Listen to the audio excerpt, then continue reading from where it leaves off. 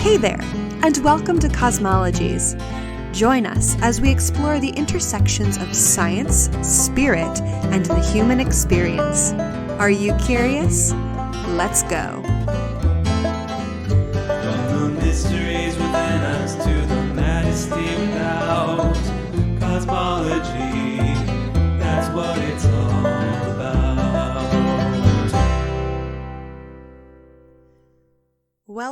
Welcome everyone.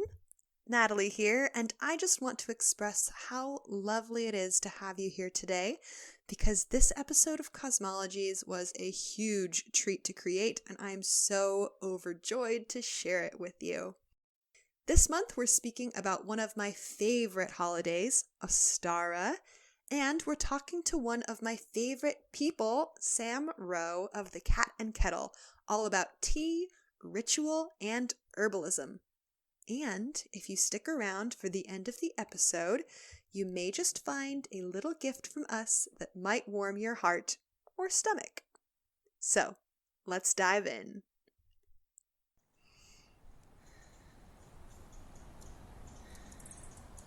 It is perennially wild to me how the mere tilt of the earth is always alchemy to my soul, and how radical a change can occur by simply standing apparently still. Somehow, I sprout fresh, feathered leaves over and over again.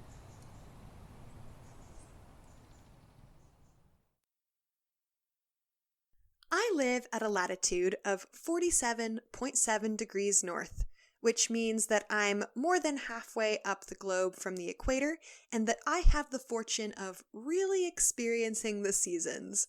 Sun in the summer, darkness in the winter, and the sweet in-betweens. I also live at sea level, but spend a fair amount of time in the mountains, which means that I often get to see several seasons happening at the same time. And I guess it should come as no surprise, as a pagan and a poet, that I've come to associate the wheel of the year with the changes and cycles that happen within myself as well.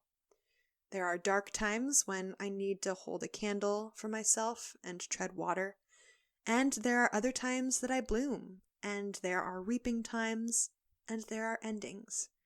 Over and over again in self, career, relationships, everything. As the birds famously said, to everything, turn, turn, turn. There's a season, turn, turn, turn. My first poetry book is about this, which you can check out in the notes if you'd like, but I was releasing it around this time last year. Also last year around this time, I was jumping for spring. I'd been through a little bit of a dark winter of the soul and was just waiting for a summer of adventure and self-discovery.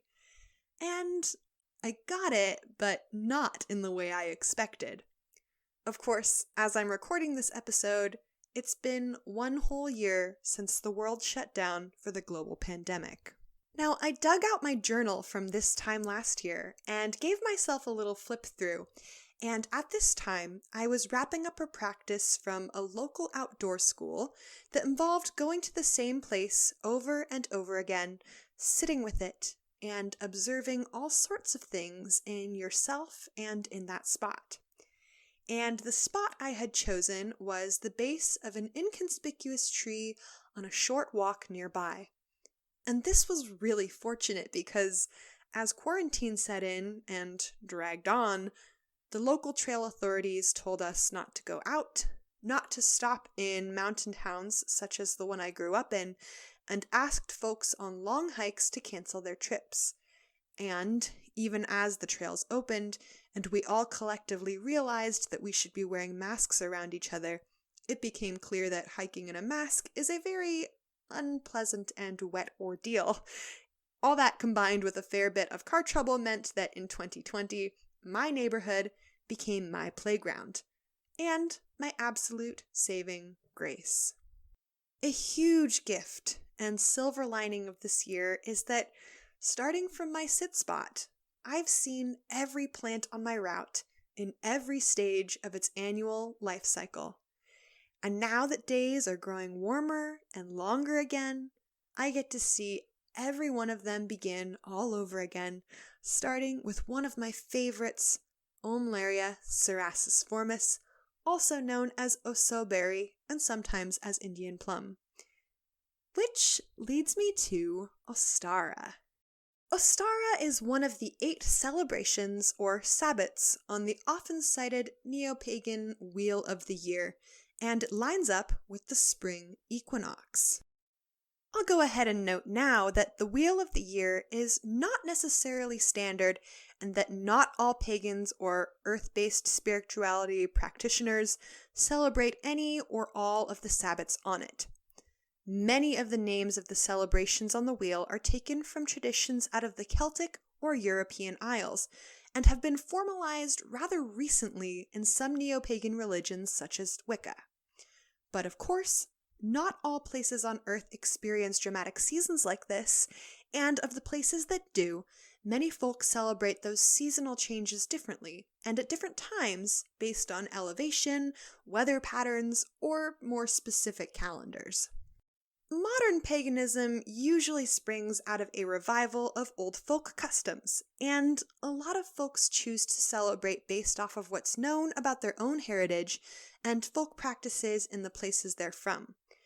However, as the world has globalized, and more often than not been Christianized, there are a lot of people operating from a place of cultural bankruptcy.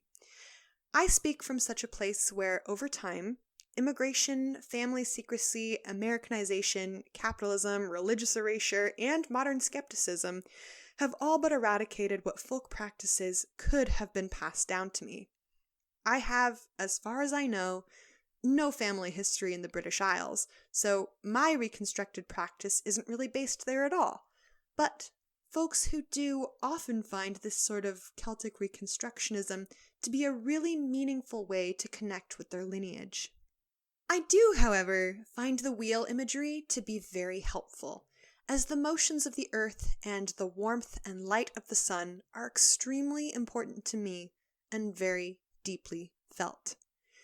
And the 8 spokes, or sabbats of the wheel, align with some very important astronomical dates, the summer and winter solstices, or the longest and shortest days of the year, the spring and fall equinoxes, or the 2 days when the sunlight is most equal, and the cross-quarter days, that either mark the beginning and ending, or midpoints between the seasons, depending on how you see them and often where you are.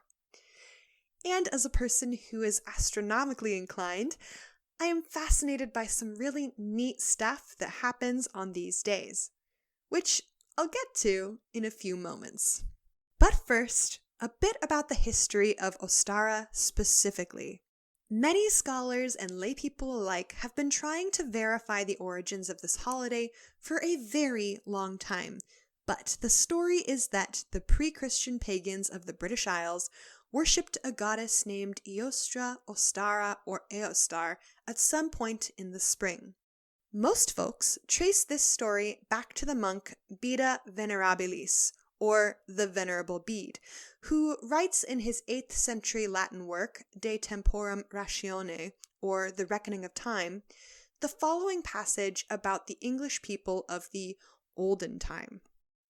Eostre has a name which is now translated Paschal month, and which was once called after a goddess of theirs named Eostre, in whose honor feasts were celebrated in that month. Now they designate that Paschal season by her name, calling the joys of the new rite by the time-honored name of the old observance. So, according to legend, this goddess is where the name for the Christian Easter comes from. But in the centuries since, a lot of doubt has been cast on Bede's interpretation, especially since he was writing in a time when the area had already been Christianized and his sources were probably secondhand. However, absence of evidence is not necessarily evidence of absence. It is unlikely that Bede made up the name entirely and there are traces of the name Ostara all over the islands and the European continent. Some say that it comes from the Indo-European root meaning shine or brighten and refers to the rising sun, or that it's related to the Germanic Austa and can be traced to the Norse prose Edda as the dwarf Ostri signifying the east, also consistent with the rising sun. Or perhaps the Greek Eos, Roman Aurora, and Indian Usha, all dawn goddesses. Some also find similarity with the Jewish demon Astaroth, based on Phoenician goddess Astarte, also of the east, who comes from the Babylonian Ishtar and Sumerian Inanna. There are others too, who will trace the name to the Matronae Austriacenae, the divine protectors of a little town in Germany. For more on this, I recommend a little book by the Dutch author GardenStone called Eostre Ostara Eostar, which I will link to in the notes. So it seems plausible that maybe there might have been a goddess worshipped here, and that she might have been one of springtime or of the rising sun in the east. But regardless of where the name comes from, or whether you believe this celebration was indeed to a goddess, which may always remain a mystery or a matter of religious faith, the celebration continues to occur, and it is a time of joy, feasting, and celebrating fertility and new life. This year, we celebrate the Spring Equinox on March 20th in the Northern Hemisphere, and folks in the Southern Hemisphere will experience the Fall Equinox on this date. This happens because the Earth has a tilt of 23.5 degrees, and for the most part, that tilt continues to point in one direction or toward the North Polar star, Polaris. Now I say for the most part because this also changes over vast timescales, but we will save that for another episode. The important thing to remember here is that the North Pole continues pointing toward that star throughout the year, no matter where the Earth is in relation to the Sun. So, when the Sun is functionally in between the Earth and Polaris, and not really in between because that tilt is just not that extreme, but when it's kind of in the way, the Northern Hemisphere gets all lit up, and we get summer here. 6 months later, when the Earth is on the opposite side of the Sun, the Northern Hemisphere continues to point toward Polaris and the darkness of space, and we get winter, while the Southern Hemisphere is all lit up and gets summer. And these 2 points are our solstices. Now, the equinoxes are a special time when the Earth is exactly in between these places in its orbit, and all around the globe, most places will see the sun rise directly in the east and set directly in the west, and see exactly 12 hours of daylight and 12 hours of night. Equinox literally means equal night in Latin. But some places on Earth are kind of wild, and I mean specifically the North and South Pole. On these equinox days, the sun takes several days to finally rise or set around the rim of the whole sky, and will stay risen or set for the next 6 months.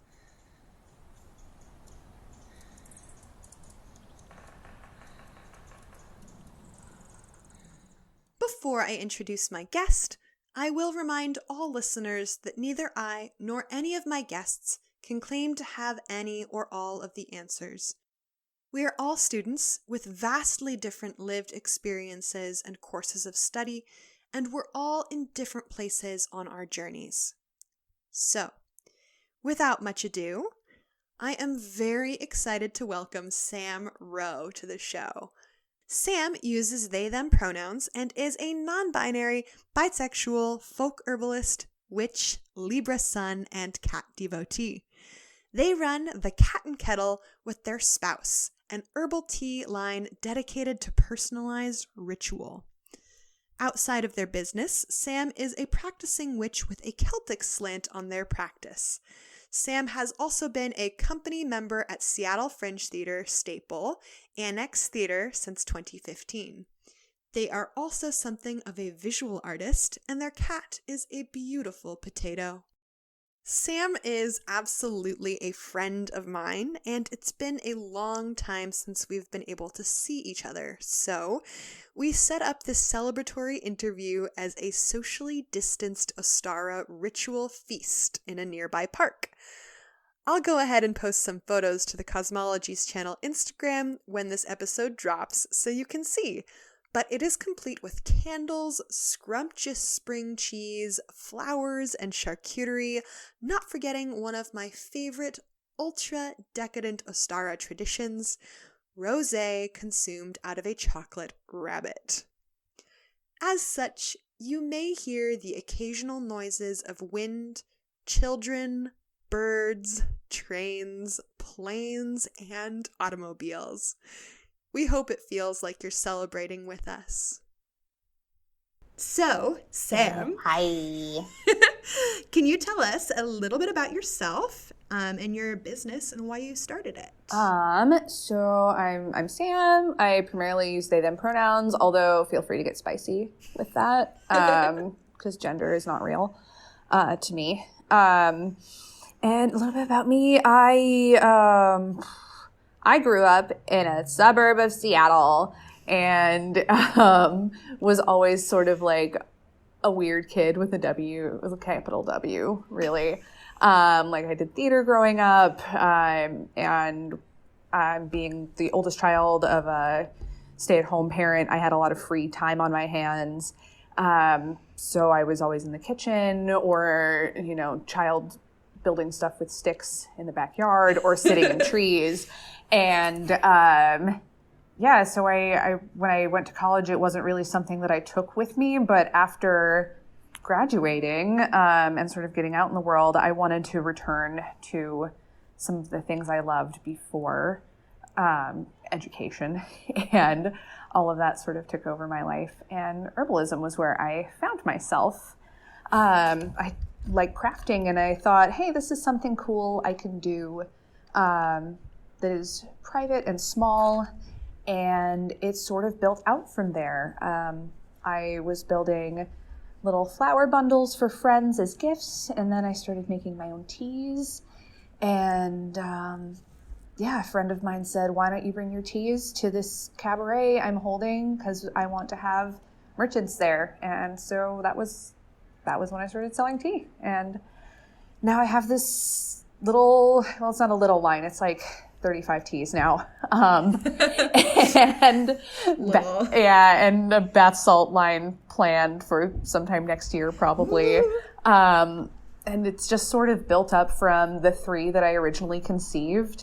And I tend to make things as the year goes along. So I started with astrology signs, actually started in Virgo season, which feels apt, as I'm a Virgo rising also, and went around the whole year and got right back and said, okay, this is cool. And I stuck with that for a while. And then this past year, being in quarantine, we started adding moon teas. So I've been creating that as the year goes along, and it just keeps getting bigger. This is, by the way, the project that first brought me to interview Sam, was these moon teas. Can you really quickly tell us, actually, what were your first 3 teas that you developed? Flora was the very first one, and it's a rooibos blend. Right after college, I worked at a tea shop in Seattle, which shall remain nameless because it was a terrible job. And they had a lot of rooibos teas. So when I was first starting to get into these things, I went with what was familiar. So we have Flora, that's like a rooibos and rose tea. It's got some lemon in there. It's very simple. And then I made one called Dionysus, because it was warm, honestly, when I was making these, and I was like, you know what, I want to do something that's iced and kind of punchy and non-alcoholic. So I made this Dionysus tea that's a hibiscus blend with anise and some citrus. And then, because a lot of my want to get into herbalism also comes from being chronically ill, it's like, you know what, throw in a wellness tea. So I made Asclepius, and that is like a Tulsi base with a lot of like lemongrass and lemon peel and a little bit of St. John's wort.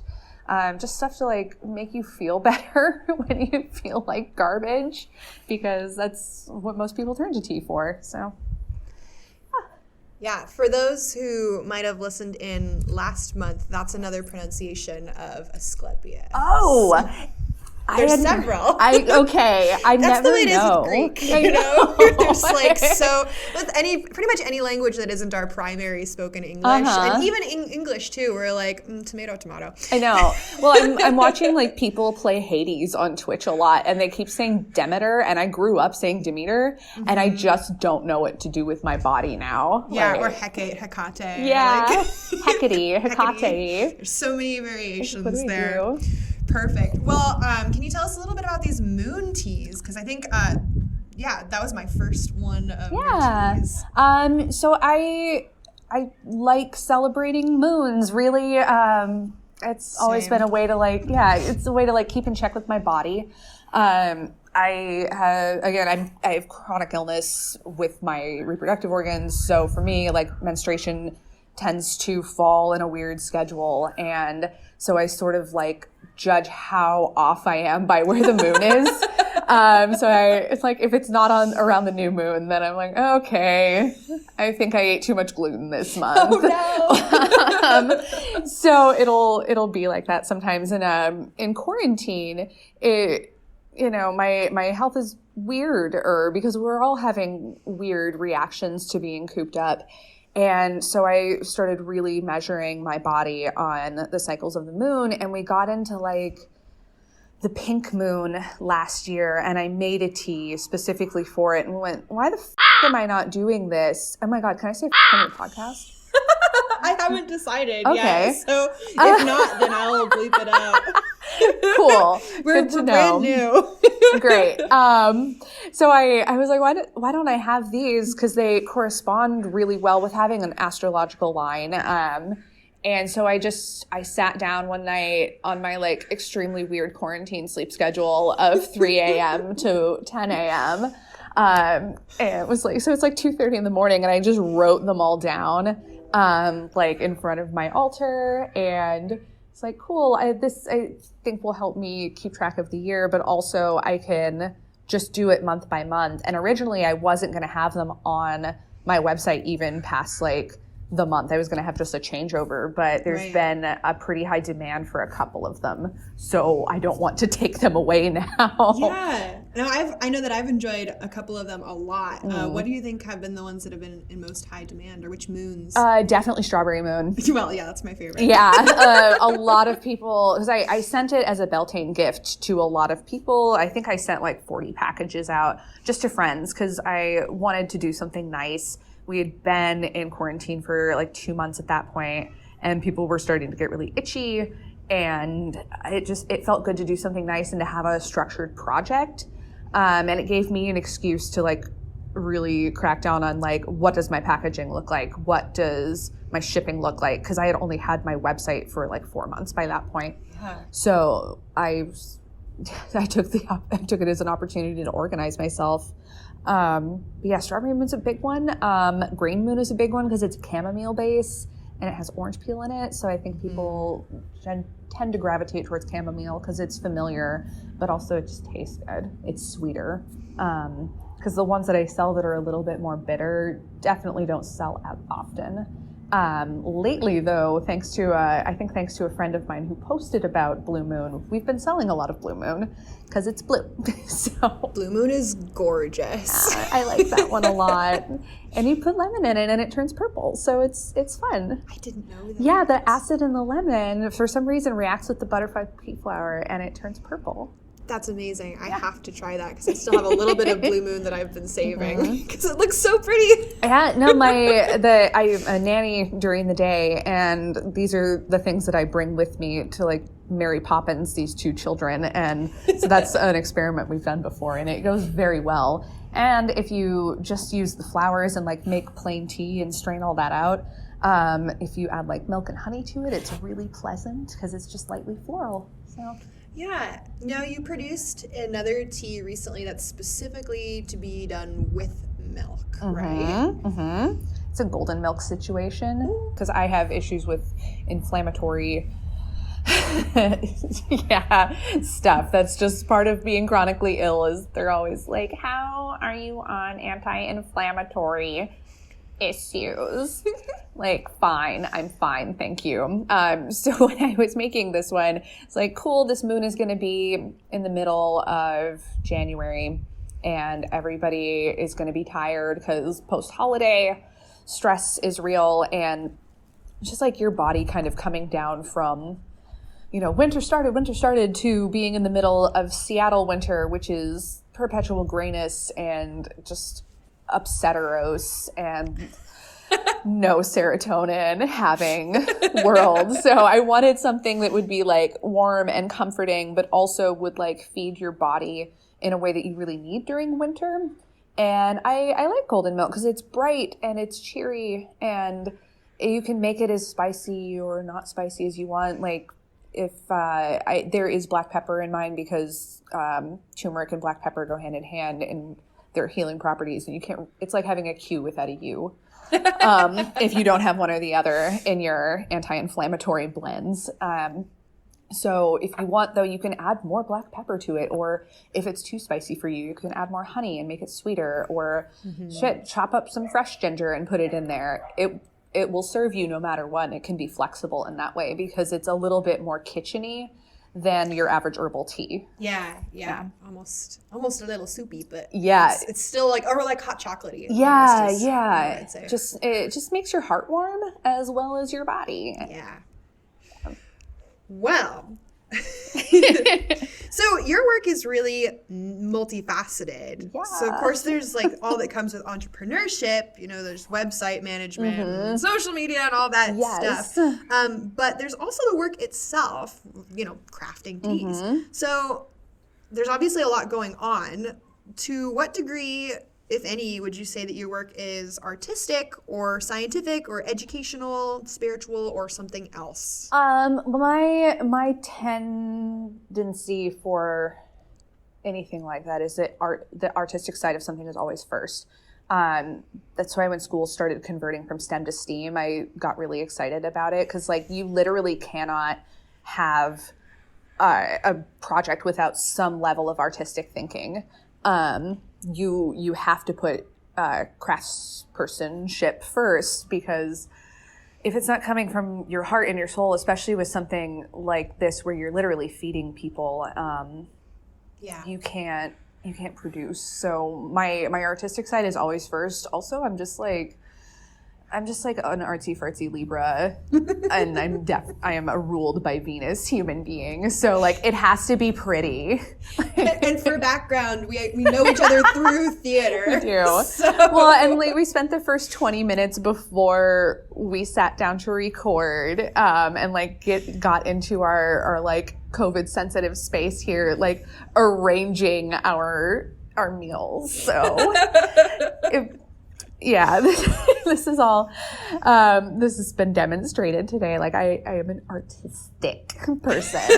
But when I'm making tea, and that really right now is my primary thing that I do is I come up with the teas because I have support from my spouse with like the day-to-day packaging and shipping. Like he kind of took over shipping, at a certain point when I was just like getting up to my ears with stuff, and because I am a nanny and I'm tired when I get home, he's taken on a little bit more, he's taken on a little bit more responsibility to help me out. So right now, like, I really am like just in the creator's chair, just kind of trying to play with things and do things that make people happy. Herbal tea is really hard for some people to approach, which is why most people just go and buy it. Instead of mixing their own, because you could mix all of these by yourself if you wanted to. But I find herbal tea, especially when I was first starting, to be like not approachable. There's a wide variety of herbs. They all do different things. They all have different like bodily correspondences, astrology correspondences, different genuses, etc. And it's hard to wrap your head around all of that when you've maybe grown up on celestial seasonings. And I'm like coming at this with a background in tea retail already. So it was a steep hill for me to start climbing, and it still is.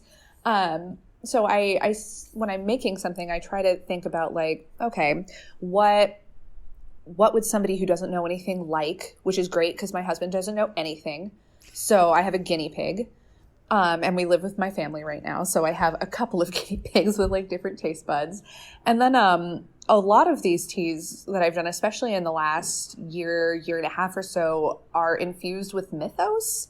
So I sort of start taking things from the Greco-Roman pantheon. Like I had not an astronomy one, an Aphrodite tea that I recently put on my website.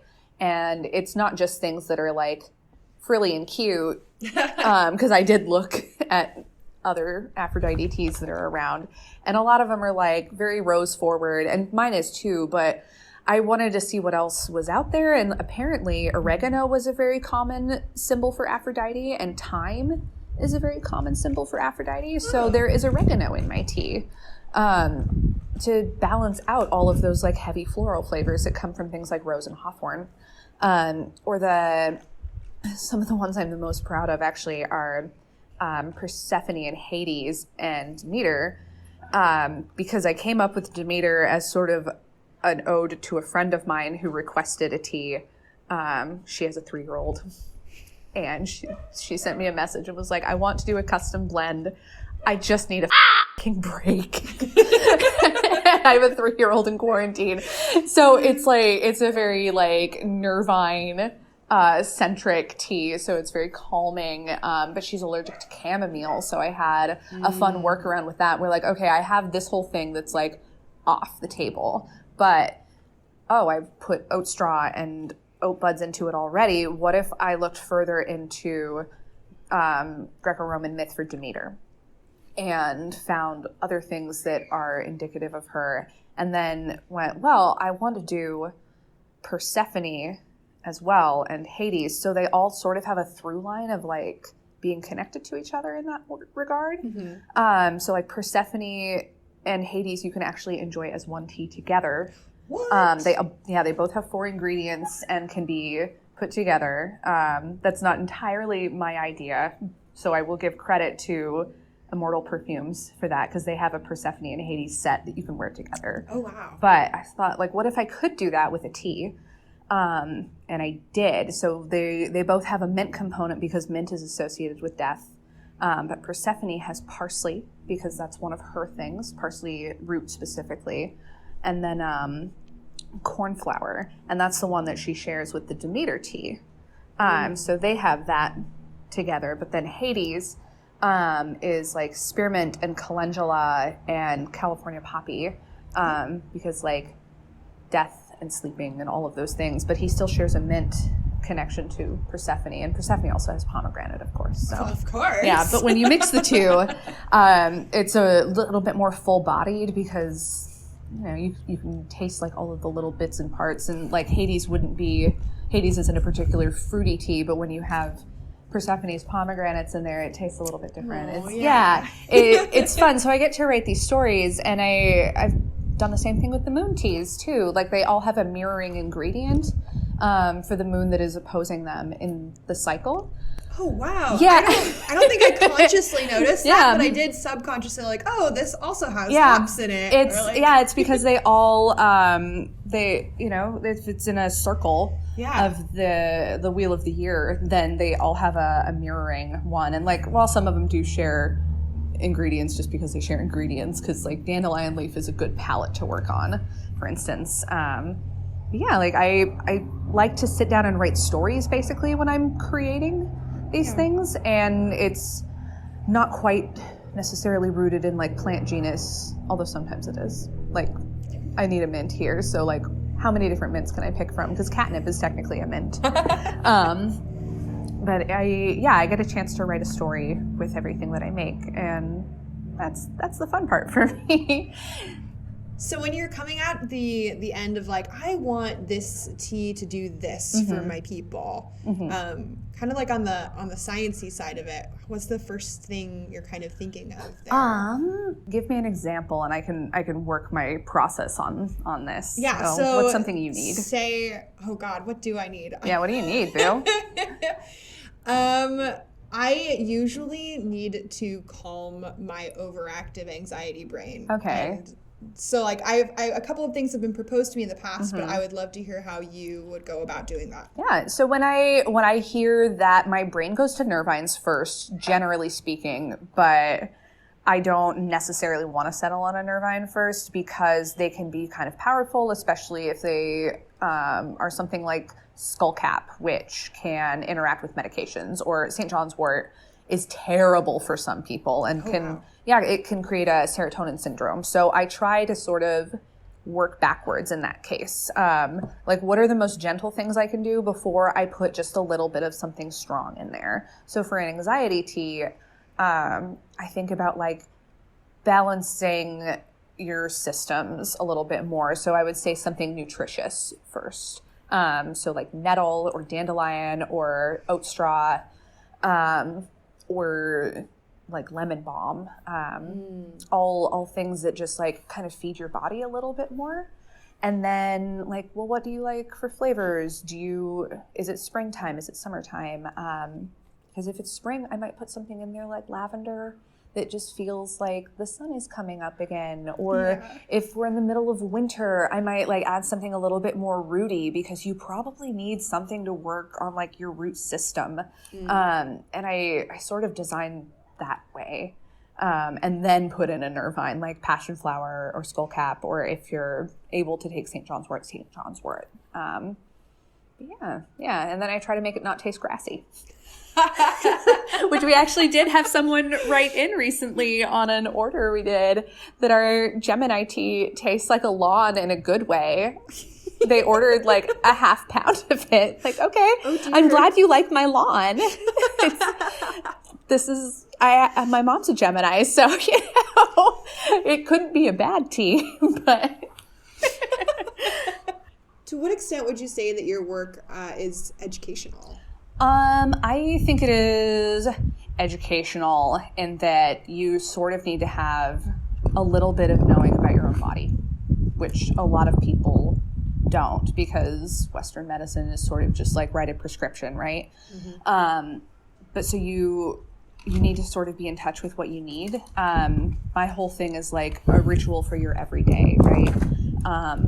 And so before you purchase, you need to know like, I feel like I need this type of energy in my world. And maybe you don't know the herbs that correspond with that, but like, I'm a beginner. I know that I have like, say, strong Scorpio placements and I'm not really feeling like myself. So maybe I want to gravitate towards a Scorpio tea, or maybe I want like a water tea because I have elemental ones as well. So I think it's a little bit of like self-education. The crows agree. Birds. Yeah. But also it's just a chance for people to expand their knowledge of like home remedies a little bit more.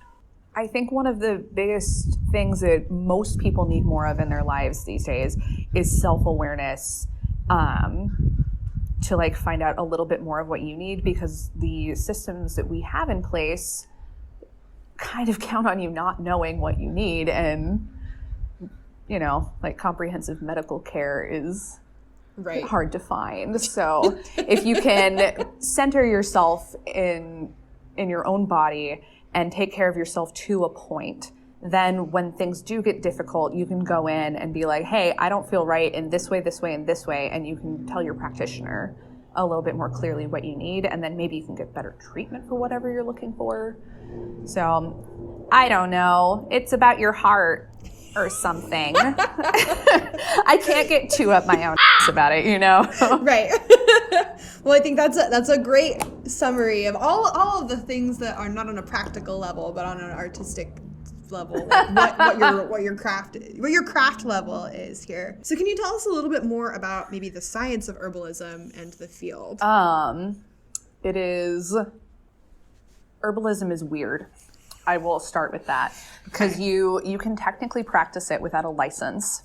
Right, because there's no actual licensing body. Yeah, it's not regulated by the FDA. If you go and you like read about herbs on the internet, you can read about them up to a point, but everything beyond that is untested because it's folk medicine.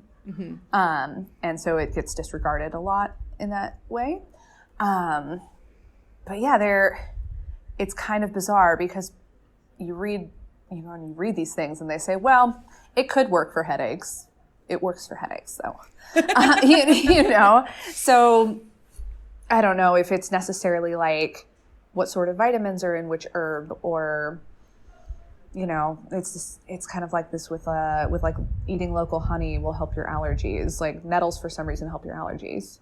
Like, yeah, I don't have a great answer for this. Local nettles? Or? No. It's just the first thing that sells out every allergy season. If you work in an herb store, it's your nettles. Huh. Yeah. So, and of course the way that, modern medicine also works is entirely based off of folk medicine. But it's just that, we find things that kind of work and we conduct a study on them, and then only the things that have studies conducted on them are the ones that actually get because they produce multi-billion-dollar medicine lines out of them. Yeah, which is bonkers to me because willow bark is where aspirin comes from. Right. We got this from a frickin' tree, my dude. You can just drink tea that costs you, maybe $2 for an ounce if you go to a place where it's super priced up. Yeah. But you have to pay $8.99 for a bottle of Tylenol or whatever. So I think maybe not scientifically speaking in the way that we're thinking of scientifically speaking, but scientific for my budget. I can treat myself a little bit more in this regard. Yeah. Yeah. And I mean, really, we use this word science to talk about a very specific thing these days. Yeah. But also anyone can be a scientist if you're doing things and observing the results and categorizing them, which people have been doing for, since we've been people. Well, and you and I have both been in education for a long time now. All children are scientists. Yeah. That's just how we learn to do things. It's just they don't need a PhD to do it. They're just going to go see if the baking soda in the vinegar explode. If you put it in your mouth and it tastes funny. I don't know. Yeah, that toy train. That's some science tasting there. Yeah, totally. But on a much deeper level. Yeah. And animals too, have been eating weird stuff for a long time to treat themselves because they don't have a pharmacist. Well, and there was that meme that went around for a while that was who was the first person to look at a cow's udders and be like, I want to drink that. Sometimes science is not a lab coat. Sometimes science is just, I'm going to put this on my food and hope I don't die. Absolutely. Well, okay. Speaking of, in my experience, there's a lot of doubt cast on some herbal remedies and homeopathy. Yeah. But they seem to be making kind of a mainstream comeback. Do you have any wisdom to share about this? Oh, do I? Oh, God. So I will say, first of all, I think these things all started making a comeback because all of us as millennials are freaking poor and we can't afford healthcare. So we have to work sort of backwards from where we were raised to work. You go to a doctor when you're a child. If you have a sniffle, you go to the doctor. Or at least that was the way it was. Yeah. We did because our boomer parents were able to afford that. We can't do that now. And it's very weird. There was this trend in America in the last, I want to say 10, 15 years where it was thrifty chic. And I think that things like herbalism are a big part of that. Because we just simply can't afford to be hypochondriacs. We just can't. Right. But also there's been, an opening of communication with the advent of the internet. So we're able to access different information about how other cultures govern themselves as far as healthcare goes. Like I learned a lot about that in college, and a couple of different classes I took about like healing and art and the difference between like Eastern and Western medicine. And I think a lot of us growing up were very much taught like this is just how it goes, but it doesn't have to be how it goes. Mm-hmm. Plus, I think a really big part of that was that we had so many people die of AIDS, and they wouldn't treat people with AIDS, or like they would get shut in a room and just like brushed off. So for us as queer people, mm-hmm. To be able to have healthcare is a whole different thing. Like you still go to blood donation centers and they ask you really inappropriate questions about your sex life, because there's this lasting legacy of like queer people are dirty, trans people are dirty. And I can't even speak for communities of color and how they've had to navigate that. But I've spoke with a customer one time at an apothecary I was working with who was like, no, I do all of my medicine from places like this because as a Black person, I don't know if my doctor actually sees me as a person or not. Right. So like I just got a doctor. I'm 31 years old. I just now have a doctor that is like, I want to treat you from a holistic standpoint. And I see that you have like a history. I see that you have a history of trauma, and I want to make sure that like you're treated with that in mind. And it took 31 years though to have a doctor that like sees you as a person. And I'm very light skinned. You wouldn't look at me and go, oh, that person's non-binary, because I have very long hair and like hips. So I think that we're, as a very gay generation that is getting gayer, sort of migrating away from these structures to begin with. And herbalism is the way that we can find that and like take our power back. We can treat ourselves in our communities, not like I'm going to splint your leg or something, but like, oh, you have a cold. I can help you. I'm going to make you some tea, or like, I have this oxymel for you. Oh, you have an eczema looking thing. I've got a salve that I made, and we can share with each other and commune with each other and like rebuild these like broken, crappy suburban communities that we grew up in. Yeah. Yeah. I had an experience a couple of years ago where I had a recurring massive kidney stone. Oh my God. Yeah, and Ow. they took it out, but then it came back, and it was a naturopathic trained doctor who was the one who said, well, okay, let's test for all these other things that normal people, like normal doctors, wouldn't test you for. And that's how they figured out that I had a massive growth on my parathyroid that they had to take out. But like it wasn't caught by any of the, shall we say, like Western practitioners before that point. And that was a very major thing that wasn't like, here, take an herb and get better. It was because they tested for a specific hormone because the herbs weren't making it better. I actually, when I worked at the herb store that I used to work at, we shared a space with a naturopath. And I had a lot of conversations with her about her process in like how she helps people recover from addiction and how she helps people recover from like medication withdrawals and everything. And she's like, no, the first thing I do is a full panel. I want to know every chemical in your body and what it looks like before I try to remove anything or build your system up in like a rebuilding process. And the amount of care that goes into these sorts of things, especially because they're not FDA regulated, and we have to be very careful and very gentle so that we don't get sued, or get diarrhea, whatever.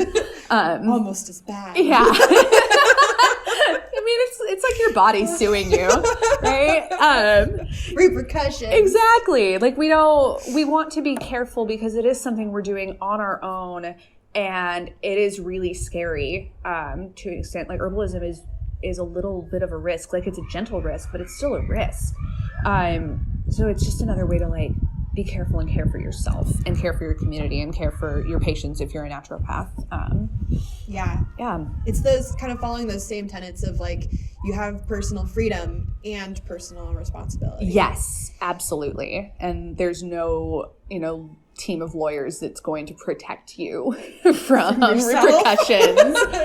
Or like, killing people. Like there's nobody out there that's going to protect you except for your community. And so you need to in turn take care of them and be gentle with them, which, what a great reminder right now that like, oh, we have to care about other people. We really do. And it's good to care about other people. It's what we tell children. I don't know why we don't continue to do it.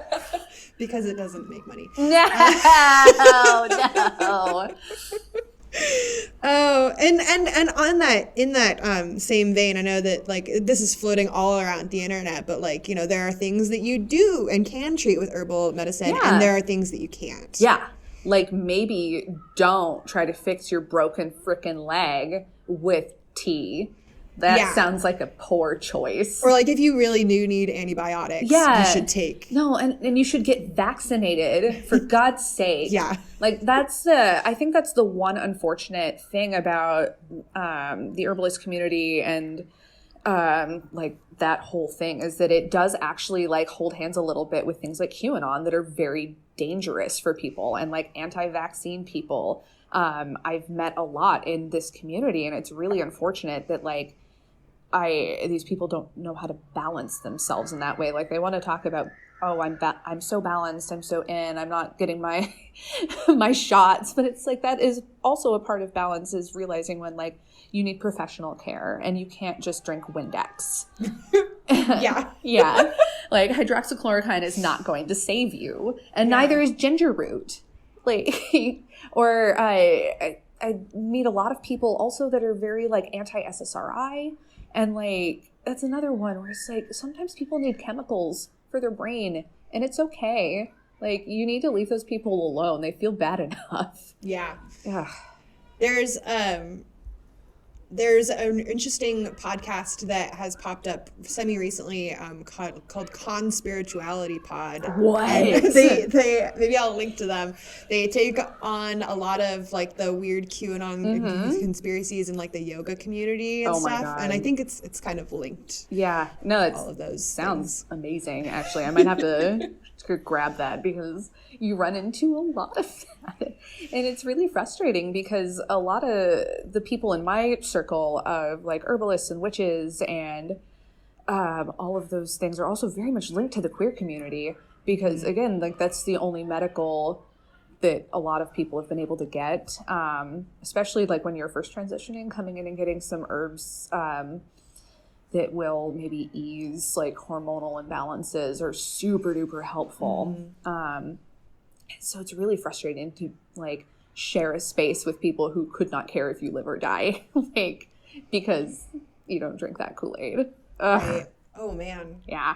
That sounds very frustrating. It is. I'm part of a Facebook group called Maybe Your Spirituality is Just Cultural Appropriation. Ooh. And talk a lot about those things in there. It's bonkers, some of the things that people will put on the internet. Wow. Yeah. I think that a really annoying thing that's going around right now is on Instagram, the appropriation of known witches' works, like people who are not initiated into certain cultures, which are closed cultures, just making Instagram accounts with like pictures from like real witches and like people who are like say a part of like hoodoo practices, that'll just be like, yeah, I'm doing this hoodoo spell. Like, no, you're not. You leave that alone. Yeah. Get away.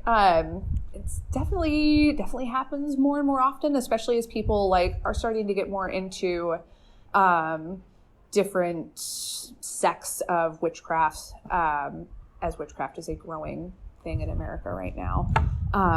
Get a lot more fakes, a lot of people selling piss water.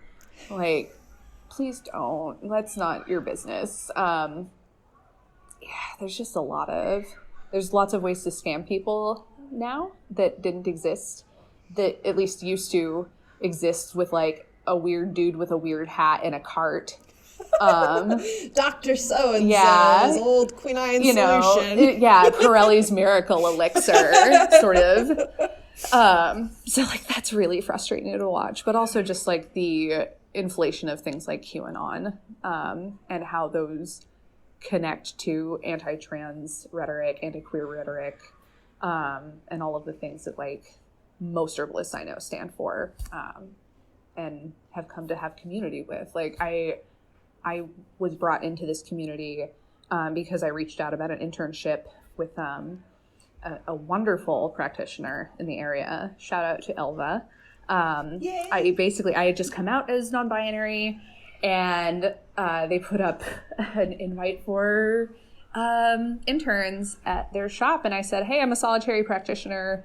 All of the friends I know who also practice are cishet for the most part, and I'm screaming, I need help. And so I hung out at that shop, and then I worked there, and it was like, cool. I get to meet all these amazing trans people and all these amazing queer people and not feel like I'm alone. And also have a boss that backs me up when I don't want to sell sage to white people. Like, oh yeah. Yeah. Like, no, we're going to keep this in the back. Anybody who comes in who maybe has a connection with the culture can ask for it, but like, the, Susies on Google can continue to yell about how we don't carry smudges. That's a big issue right now as well. It's like a lot of people just wanting to appropriate culture pretty blindly because it's there and they can grab at it, but... There's a really interesting thing going on where we live in a land that's not ours, yeah, but we also we live here, we were born here, we come from here, and we're, a lot of us, especially in like the witchcraft community, feel very connected to the local ecology because this is the only place, it's the place we love, and it's our mother, but like there are definitely ways of interacting with it without appropriating the local stories and knowledge and ways of knowing. I actually heard Elva speaking on a podcast one time. I cannot remember the name of the podcast. I think it's like Which Ways, about like the spirits of the land. Yeah, they could be your nana. They're probably not your nana though. Right. They can probably tell you how to reach your nana. But I carry that with me a lot, especially as we're sitting in this beautiful park right now with all these beautiful trees. And I know that it is probably like the land where my family comes from because we're from Scotland. So like, yeah, it's cold there too. And and there's water and there's greenery. So like, I know it's similar to like where my roots lie, but it isn't quite where my roots lie. And I personally try to remember that whenever I am practicing. And especially if I'm like reading my cards or if I'm picking my herbs, I really try to be conscious of like what spirits are here, if there are spirits, if that's something you ascribe to, like what spirits are sitting with me, what spirits do I maybe not have any business listening to. And yeah, like that comes a lot, especially when I'm making teas, like trying to not take things from other cultures that I've been told, like, oh, you should just use this one. Like, no, maybe I shouldn't. Like, right. Yeah. I'm interested in, knowing the difference between knowing about your local ecology and the herbs and plants that are here that you can use and forage and bring into your world and your spirituality and your own food, versus the things that are maybe protected and not available. And it really sucks because like I personally have always come at this from like, I'm gonna go get a book. I love books, but those books often are pretty wide casting. They don't know necessarily which person is gonna buy them. So like, there's one writer that I've followed, and she has an Instagram, Shop Aquarian Soul. She makes beautiful skincare products. But a lot of her stuff is very specific to California. And I'm not going to go take from that. That's like not where I live. That's not where I'm from. Right. And it's damaging for me to like order those things from that far away too, because of like the environmental impact that shipping has. There is so much appropriation in our culture, right? And so when I was making like the moon teas, I had always just had like a set name for like all of them, because I've been doing this for a while. And they're all, as I was reading about them to make sure I was naming them properly, because this is something I know to check for. It is my habit to check for now, like, am I okay to use these things, or have a bunch of white people just said it's okay for me to use these things? Right. And it turns out the names like that most of us know for our moons are taken from indigenous cultures. And not even from any specific indigenous culture. We've talked a little bit about this in our moon episode. But like specifically from maybe colonial moon American names. Because it all came about because of the almanacs that they were making, and they needed to name them. But I honestly don't know why they would do that when they're actually, most cultures have names for each moon, and you can look for them. And as a colonist, you would have that knowledge, but you just choose not to use it. Like your grandma can tell you what they called the moon back in Scotland. They can tell you that. They can tell you where it was in Germany. Like, they can give you those names, and they just chose not to. And it drives me crazy. So I have some like a little bit off names for some of my moons because I don't want to do that. Right. I mean, the culture that I take from those is my Celtic culture. So as we are in the same hemisphere, some of them are very similar. Like Strawberry Moon is pretty much global, or at least Northern Hemisphere. Yeah. I had a couple of them. I was like, nope, I'm not doing this. Yeah, absolutely. I think a part of that probably has to do with, just eventually we get Gregorian month names. And so people stop using moon names unless they're very specifically in, kind of folky practices. Exactly. And of course you have people marrying from all over and not necessarily passing down their whole tradition. And Christianity really does a number on a bunch of folk traditions. Yeah. So it's probably a little bit of just like, the novelty of these, people have their own moon names. Well, guess what? You do too. Yeah, you do.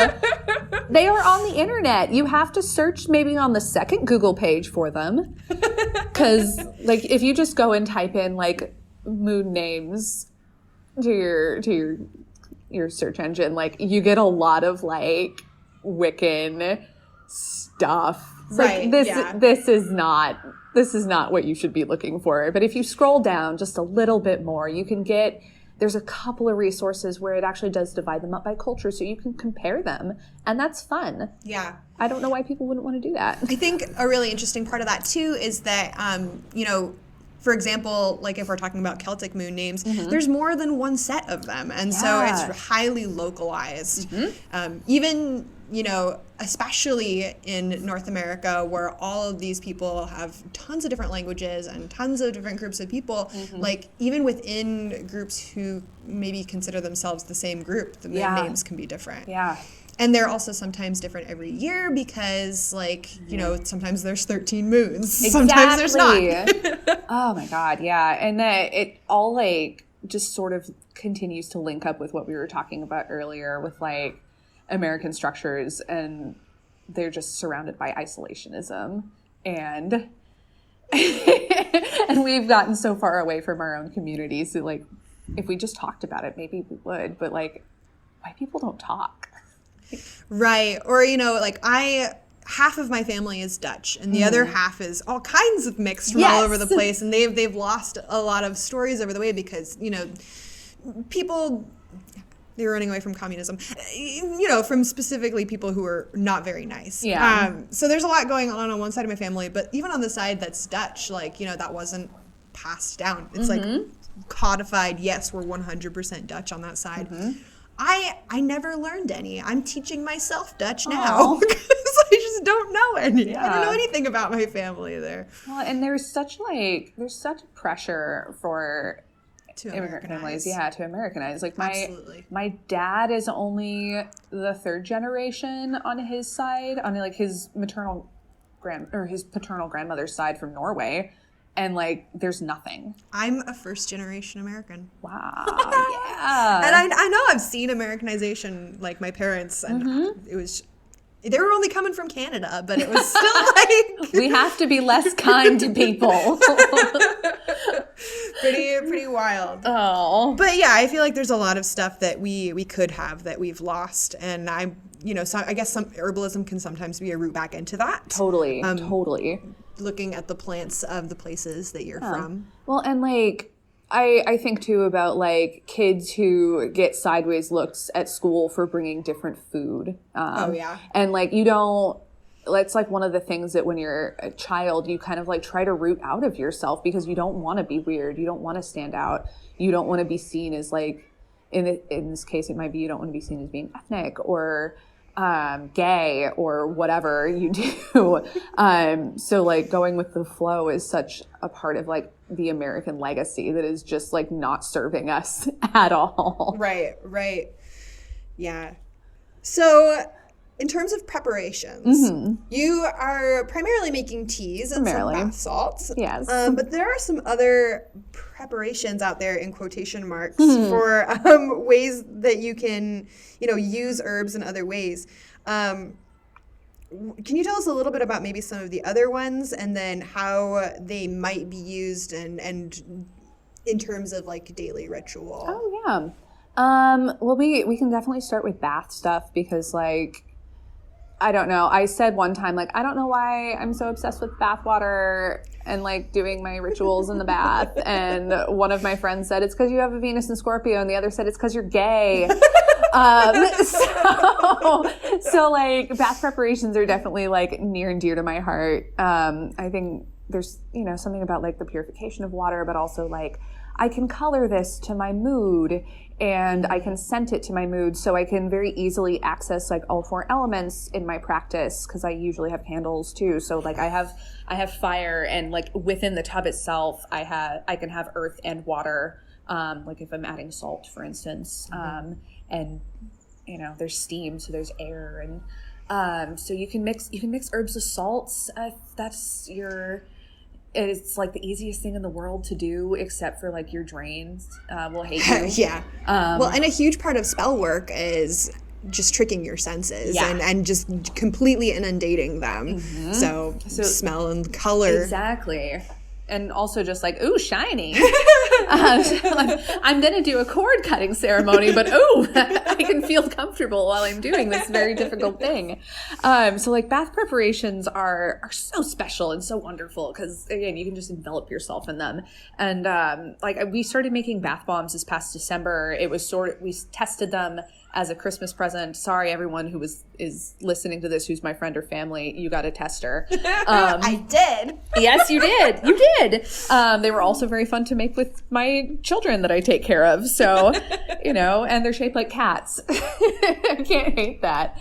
But I sit there and I actually like mix them with gloved hands, but I like mix them with my hands. And it's something that I can like, put my heart into, because that's something I got really used to doing when I was interning. When I would fix candles, my manager would just say, however you choose to imbue these with the intention is up to you, but just focus somehow. And for me, focusing is like really being able to put my hands on things, and I might like sing while I do it, because that's my first love is singing. So I love to do that. But there's other things you can do if you like don't have a bathtub.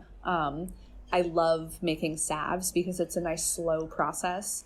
And I've actually like sat and just watched them change before. I might have been smoking weed. Like as they congeal. Yeah, and like how they change colors, and just become like these like little pots of oil to like this like kind of sort of shimmery soft thing that can help your dry caked hands. You can make a salve. For anybody who doesn't know what that is, it's like a balm. It's usually a mix of an infused oil and beeswax, to which you can add essential oils if that's your pleasure. I do that sometimes, especially if I'm sending them to people. I like them to smell nice, but sometimes I'll just make one that, you know, has a bunch of plant matter in it still, because I don't care, because it's just for me. And like, if I get some lavender on me, then I don't care. It's a lovely indulgence. Exactly. Like, you can do that. You can, a thing that I did as a teacher as well, because it's really easy to do, is you can make little sachets, where when I was a teacher, I would bring like a couple of different flowers and a little bit of essential oil, and the kids would stuff the flowers in the bag, because I always taught very young children, so that's a skill to learn for them, since they just learned what hands were. Yeah. So they would stuff the bags full of these pretty flowers, and then I would put a little oil in it and, you know, hand it back to their parents at the end of the day, and it's just something that smells nice and goes in your sock drawer. So you can find ways to like use herbs as like a hearth person, a hearth witch, if that's your thing, or like using them in your food, because food is magic. And you know, beverage preparation, if you're into cocktails, like you can make herbal syrups that maybe make your vodka taste a little different, which is quite fun. A lot of people, I found out when I sent that strawberry moon batch out, combined it with vodka, which is cool, although skullcap is also a mild sedative, so maybe don't do the maybe two at don't the same time. Yeah, or just ask me for an edited batch or something. I'll take that part out.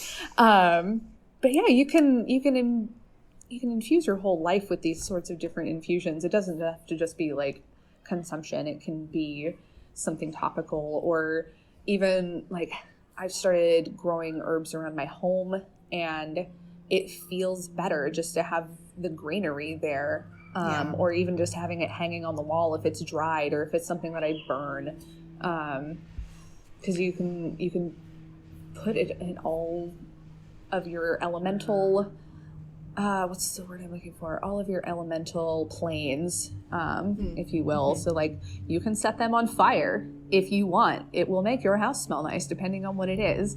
Or I did read somewhere that like burning any kind of sage, you know, not just the white sage that white people definitely shouldn't be touching, but like things like mugwort and lavender, and rosemary will ionize the air. So you're cleansing your air in that regard as well when you burn something. I could talk for like 3 hours about No worries. I could Bubba Gump shrimp you on this if you would like. I guess I'm just thinking, you know, when we ingest herbs, our body processes them in a very specific way, you know, goes through our digestive system. But these other ways that you can prepare herbs, there's still some benefits, but they're different, and they're better or worse for different types of things. It depends on what ails you, you know. I'm not going to treat, well, I mean, I can treat dry skin internally by hydrating myself, or creating some kind of cold infusion if I want, you know, to get more nutrition to my skin. But also I should maybe put something on the outside to like make it itch less.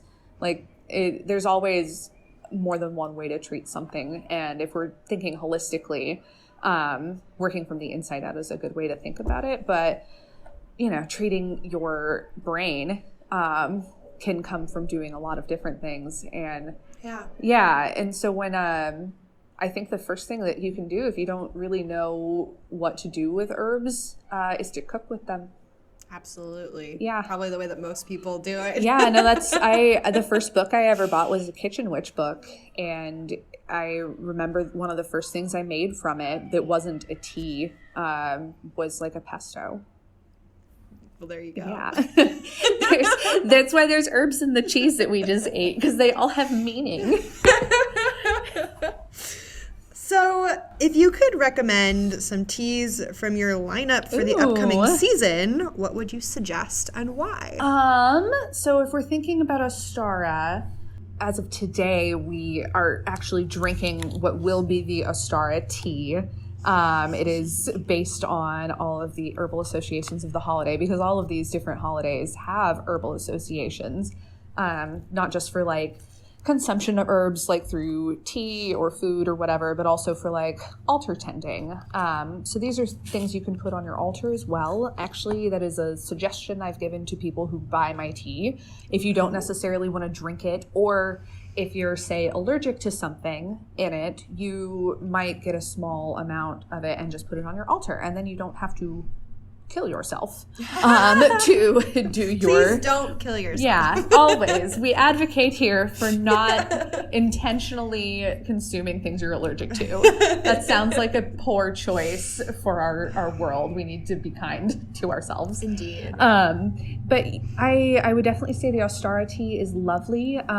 Let's see what... It is. I can confirm. And it looks really pretty too. Very and it's pretty. very mellow. It is nice. But also beautiful. What's in it? Can you tell us? Yeah, it's nettle and dandelion as sort of a base because we're getting into spring with Ostara. We're about to see them pop up everywhere. Exactly. And that's also just a way to take care of your allergies. I suffer from very, very horrible springtime allergies, and they get worse every year because of climate change. So, so using things like nettle is really good for your body. Dandelion is really nutritious. And then from there, I built the tea on like what things make me feel serotonin, and like what things are bright and happy during spring. And so like calendula came pretty naturally because it's beautiful and it looks like the sun, and the sun is finally coming back. Actually, like as we're recording this, the sun is coming out of the clouds. It's beautiful. Our little shelter. Like I'm feeling warmth and it's amazing. It's blue over the sound suddenly. But like strawberries are also a big part of the spring season, and so I was like, oh yeah, of course, like strawberries. So we have dehydrated strawberries and lemon peel because I will probably make strawberry lemonade when this day rolls around for real. And then spearmint I like as like a last ingredient because it leaves that like cooling feeling in your mouth. And another one I would say that would be really good for, especially if you're listening to this around Ostara, is my Aries tea. It is very gingery. One of my very best friends is an Aries, and I made it originally for her birthday. And so I had her in mind, and I made it lots of ginger. It's one of the first teas I ever put rosemary in. So it has a savory element to it, but it's still like lemon balm as well. So it's really good for your head because Aries corresponds with your head. So yeah, because all of the signs have different parts of the body, which as a Libra is not as fun as I thought it would be because Libras are like lower intestines because you're a nervous wreck. Yeah, and like Virgo is your stomach. So so that's another thing. If you ever go through all of my teas and be like, okay, I know that this herb works for this part of the body, that is intentional.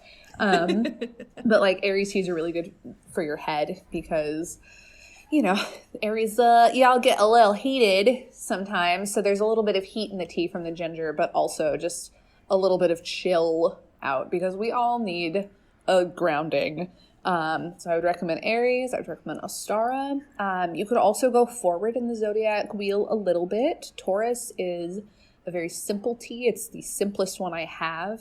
I was raised by a Taurus, so I know that, you know, y'all dress like you could wear a shopping bag for all you care, as long as you have like adorable bottled things around you, bottled beverages, whatever.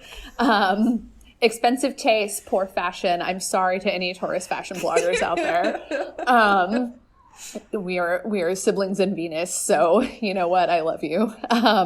But Taurus is very minty and sweet, and then Cancer also would be another one because that one is just also super simple, but it's chamomile, lemon verbena, dandelion, and clover, and it's just so the spring teas are all very, very nice this time of year. And what moon is coming up in your tea line?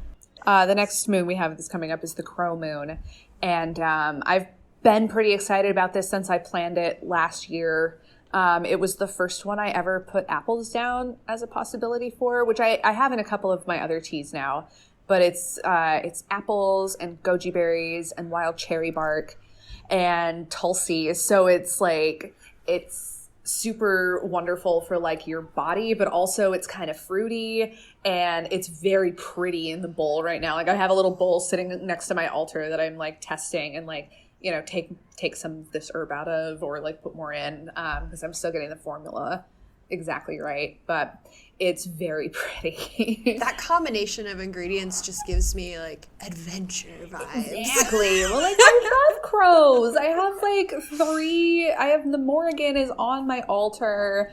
Like, the battle crow is like what I do think. Like, that's one of the names I do thing under. So like, I love crows. They're so smart and they're so perfect. And so I just hope that they see my tea and go, ooh, shiny, good job. Yeah. This is around the time of year, too, that I see a bunch of crows just shouting down eagles. Yes. Like, get out of here. You don't get to eat our babies. Yeah, the little fledgling monsters that are going to dive bomb you. So with these teas, when folks grab some, what kind of a tea ritual can you tell us about? Like, do you use or can they use? Well, one thing that I definitely always use tea for is grounding. I am a person with anxiety. I think I've mentioned I'm gay already, so I'm naturally anxious. So like especially this last year with like an election cycle, have needed a lot more like feet on the ground feeling that I'm able to provide for myself. So I absolutely make like a small ritual out of making my tea. Like, if I get really anxious, a thing that I have to do is like list everything on paper, like what steps do I need to follow to like make my body work again. So I'll sit and write down like, I need to boil water. I need to take whichever herbs I want, or if I'm doing something that's pre-prepared, picking that out and trying to not get stressed about it. Usually I have like a blend I go to that's like oat straw and nettle and what's the other one? I usually put licorice root in it because that's sweet and I don't have to put sweetener in there. And then I'll pick like one other herb. So I'll do like 3 or 4 herbs, and I will pack the cup, and that's a step. And then like pouring the water is a step. And I just try to be really mindful and slow about everything that I do. Just to not just connect with like my body again, but like connect with the herbs and like the intention that I have for them. Because even though like I'm not crazy about like intention setting as a practice in witchcraft because of its connections to like white privilege and like hetero privilege and all of that. Interesting. Yeah, like, did you manifest it or is it white privilege? Like, I'm not crazy about that whole thing, but like I do want to be intentional about what I'm doing and mindful about what I'm doing, because it's a good way to just like feel the ground underneath my feet. Mm-hmm. So I would recommend that to anybody who needs it, especially these days. It seems like everyone's getting a lot itchier. Like, it's just really hard to be a person right now. So if you need just a little bit of something to do, that's a good one. Or the cool thing about loose leaf herbs is that you can use them for other things. If you don't necessarily want to make like a body tea, you could make a bath tea. You could put them all into a bag in your bathtub, or you could brew up something really strong and like put it in your bath water with you. Yeah. Or recommendation to anybody who likes their tea iced. A little ritual could be to like cook your tea for like, you cook it for like a while, like 45 minutes on the stove, and make a concentrate that way. And then you could make, a mocktail or a cocktail or something from that. As long as you're like keeping the intentionality around it, you can really do a lot, and you can pick your direction for like what you personally need and what you personally feel, especially surrounding like your moon rituals. If you want to do something for that. Yeah. If that's your preference, or if you just need a mental health ritual, I highly recommend, the process of just like making a cup of tea as one. 'Cause also with like enjoying your cup of tea after that, not only do you have like something tasty that you picked out, but you have something hot, and the heat from your cup is going to be really grounding and kind of helps shock you back into your body a little bit. Plus, like, if you're trying to regain your senses around a panic attack, being able to smell something, being able to taste something are really important ways to work with that. That's really perfect. I was trying to think of things that, there are a lot of people who might listen to this who are not spiritually inclined in any way. Like my family is made of atheists. Yeah.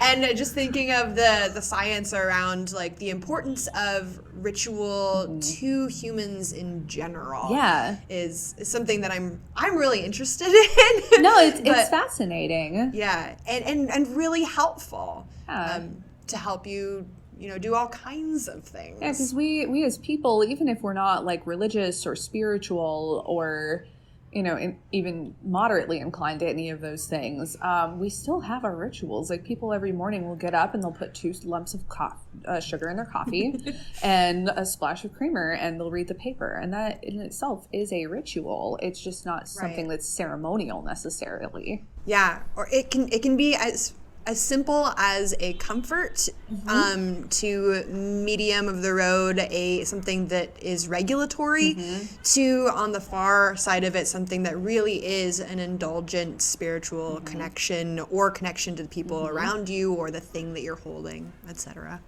I love that. That feels so yummy to me. I think you said indulgent too, and I think of like cake. I just want to eat cake. I could have a cake ritual. Well, okay, speaking of cake and ritual, why don't we take this home with kind of I have 2 more questions left, but this one I think is a little bit more fun. Okay. How do you like to celebrate Ostara and springtime? What does it mean to you? To me, it means a return of serotonin and a little bit of like neurotypical vibe, Totally. I'm an ADHD, like chronic anxiety, CPTSD person. And so just like the fact that the sun is going to be out a little bit more in our gray corner of the world is such a celebration to me. So I really, really, really like to make up a big altar about it. Like I have my altar that I switch out pretty seasonally.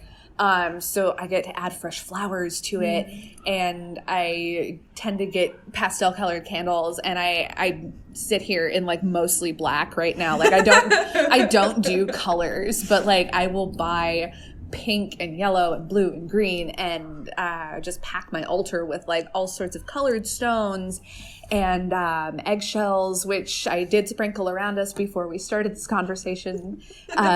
True. Yeah. And just sort of celebrate through the night that way, because the nights are getting shorter now and they feel a little bit warmer and a little bit more welcoming, as opposed to like the long winter's night where it like might not end because, we're still very much like weird herd people. We're like, oh, well, we could die. The sun might not come back. Josh Hartnett and the vampires might be here.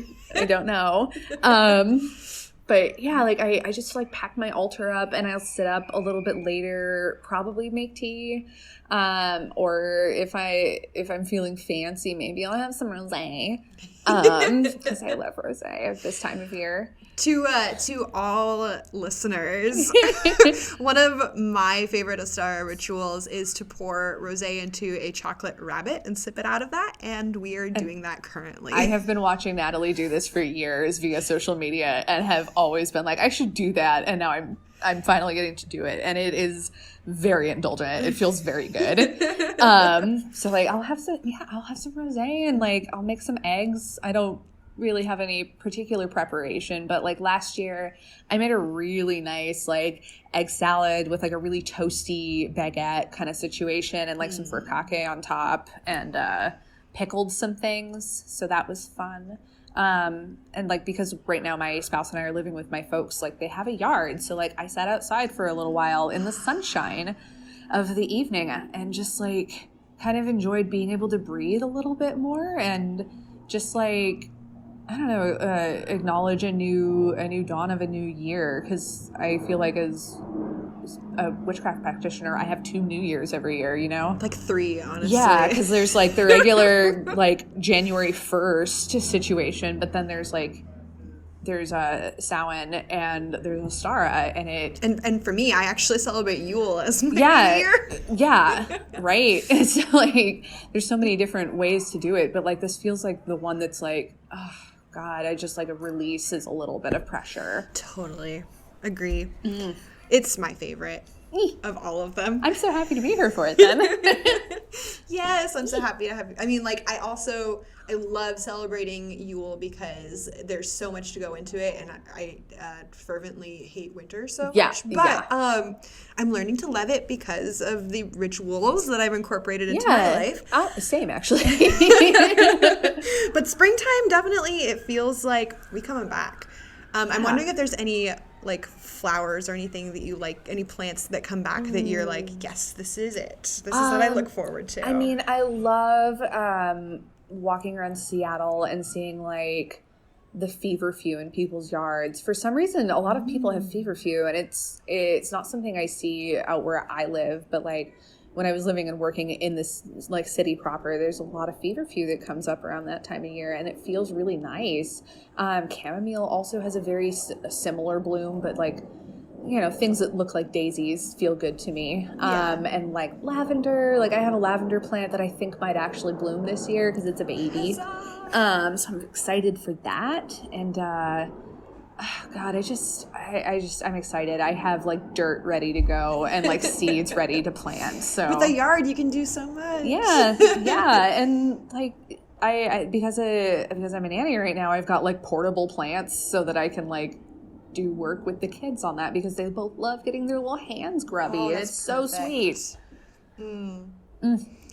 Yeah. So another thing that you could do probably for Ostara is you could have like your own little Earth Day. You could go out and clean up after the Earth. You could maybe volunteer to help on a trail. Maybe if that's something that you do a lot of hiking or something like that. But in general, it's a time we're going to talk about eggs and bunnies and all that kind of stuff.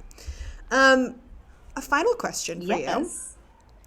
Are there any books or classes or other learning materials that you can recommend if folks want to learn more about herbalism in general? 100%.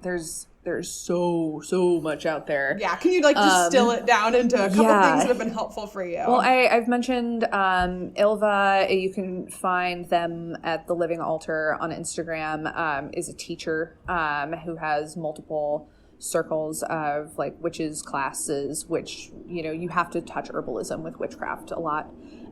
There's a few on Skillshare that have been really great for just like rudimentary learning that frankly you can just get by typing in herbalism. I imagine Natalie would throw some links down for those. I can send them to you because that's what my spouse has been doing, is like somebody with no knowledge of these things coming in. It has been very useful for him because he can pause the video and take notes. So it's not like a live class. But honestly, just like go to your local apothecary and like see what's going on there. So you can learn a lot just by like talking to employees of those sorts of places or even the shoppers. When I worked behind an herb counter as like the bulk herbalist and like tea maker, the amount of people who would come up to me and like chat about what I was making was pretty incredible. And I would often get sidetracked talking to customers or my fellow employees about like, oh, this herb could be really good for this too. But hey, right now there's a moon in this sign. So maybe if we burned some of this or made a tea out of some of this, we could really like hone in on whatever sort of feeling we need for this particular time.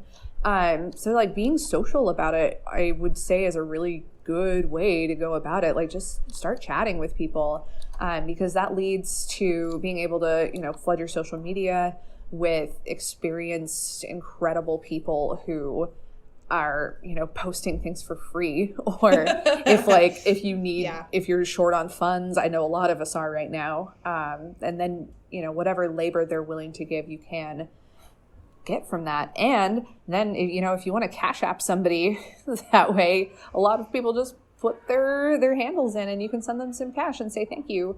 local friend herbalist. Totally, because social media doesn't actually make you money most of the time. Yeah. Another account that I follow, and I have her book that she's a good jumping off point for like kitchen preparations.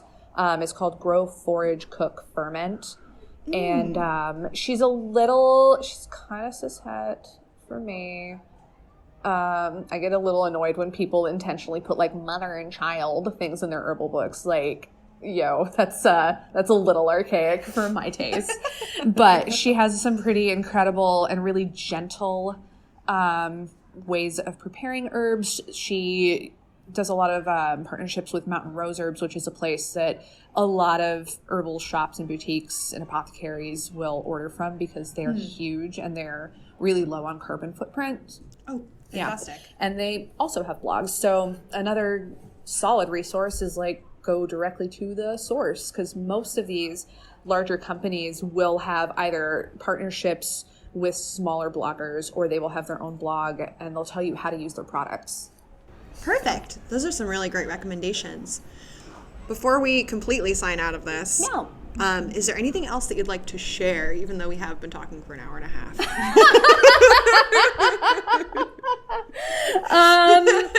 Trans rights are human rights. Black Lives Matter. Love your local non-binary person. Check on your friends always. Yeah.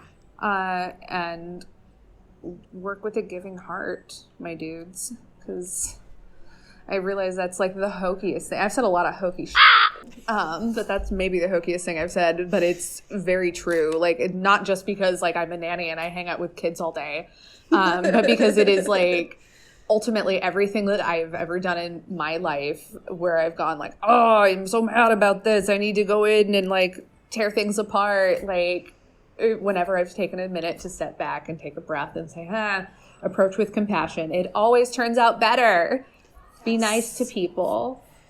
Absolutely. Thank you so much for being with us here today, Sam, and for sharing so much awesome stuff. Again, you can find this at thecatandkettle.com. That's us. We're the one with the angry looking cat. Or on the Instagram at the Cat and Kettle. Fantastic. Yeah. All right. Thank you so much. All right, listeners. As promised, here's a sweet little gift from Sam to help you celebrate this season. Use the coupon code OstaraCat for a free 1-ounce bag of Ostara tea with purchase of any other tea.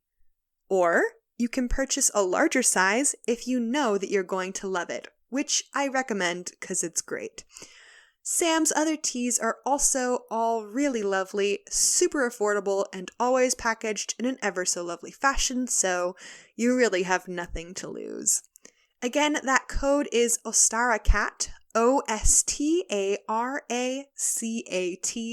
no spaces, all caps.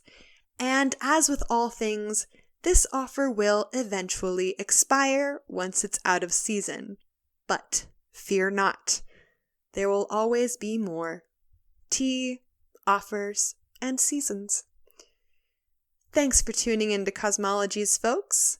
We hope that we've given you a lot to think about this month, and that it will tide you over until the next new moon. As always, our theme music is by Aaron J. Shea. Until then, stay wonderful. From the mysteries within us to the majesty without, cosmology.